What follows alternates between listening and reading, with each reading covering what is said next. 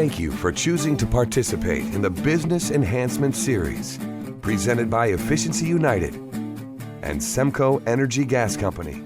In this next section, we're going to take a look at market messaging for energy efficiency projects. Basically, what you should be saying, where you should be saying it, and how you should be saying it.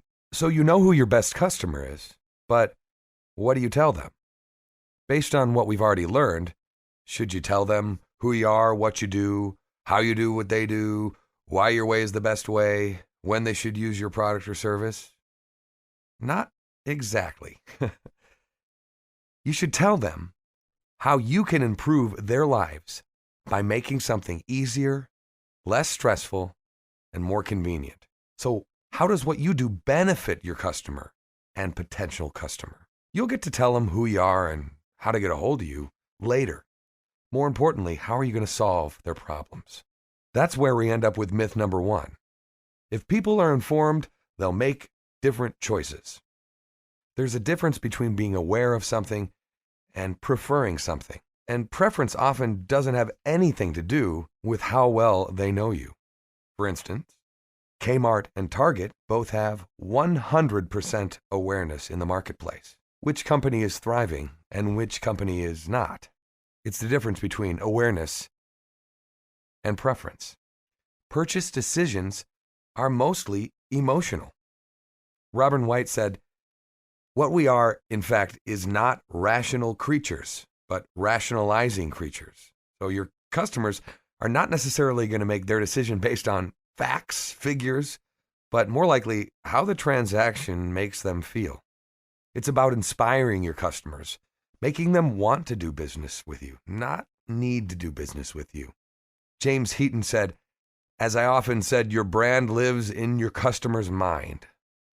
The power of your brand, it appears, is actually determined by its ability to activate the amygdala. What gets logged is not determined by how beautiful your logo or how snappy your tagline is, but by how much these things inspire me, the customer, to care. So it's about the why before the what. Customer-centric messaging leads with what will inspire the customer. Your customer doesn't need to know what you have to offer. They need to know why they need it. And that's where a mission statement's going to come in. Your company's mission statement tells potential customers why you do what you do, what your ideal world looks like, and what your goals are. So what kind of tools are available for businesses? About as many as there are businesses. A lot of different business development tools can help you grow in different areas. Some things you can do on your own. Share success stories. Write them down. Case studies. Use credible sources in your materials. And when you make a statement, reference it to fact. Coupled with a mission statement, these documents don't just help to overcome potential objections. They demonstrate how you're moving toward your mission. Larger companies might have professionally produced materials, but the most important thing is to use your past successes to help create new business. Other tools at your disposal, use Energy Star. It helps you increase revenue. It improves customer satisfaction. It makes homes perform better.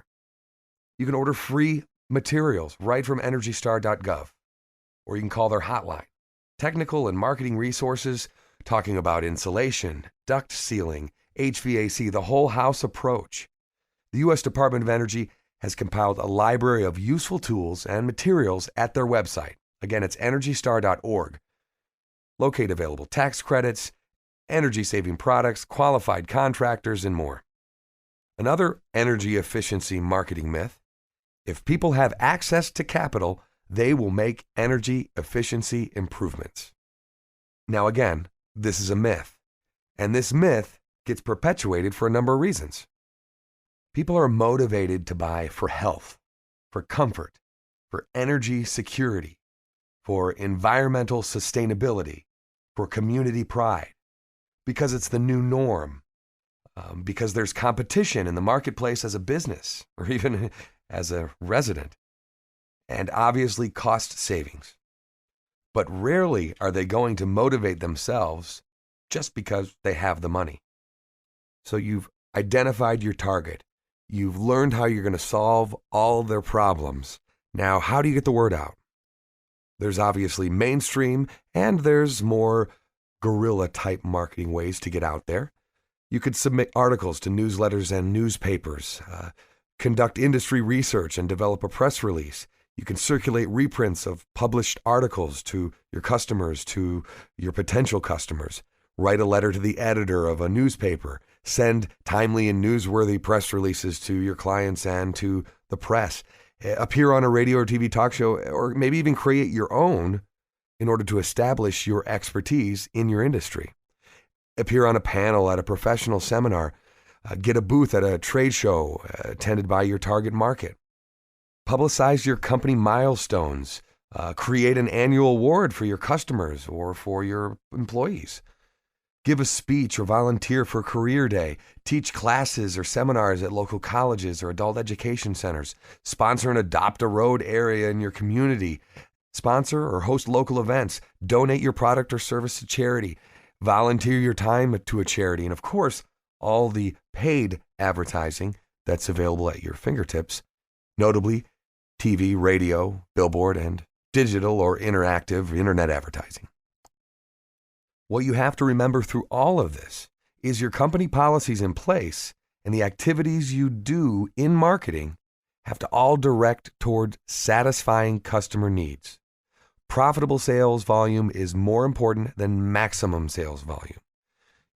Larry Winget said, "Success comes from what you do, not what you say you will do." Promising your customers something that you don't deliver or won't is worse than saying you're not going to do it at all. Your customers will see through the lies, and if they don't, they sure can spread the word to their friends, your potential customers. And that's where it all comes full circle. At the end of the sale, you have to invest that time with your customer to make sure that the customer is happy, evaluate what they expected and whether their expectations were met, handle minor objections, and suggest future opportunities you can work with them again. Repeat business and referrals are much easier to get than going through all the work we've talked about for every new customer. Coming up, we're going to talk about networking and referrals as the Business Enhancement Series presented by Efficiency United and Semco Energy Gas Company continues. Click the next video, Networking, Connecting with Success.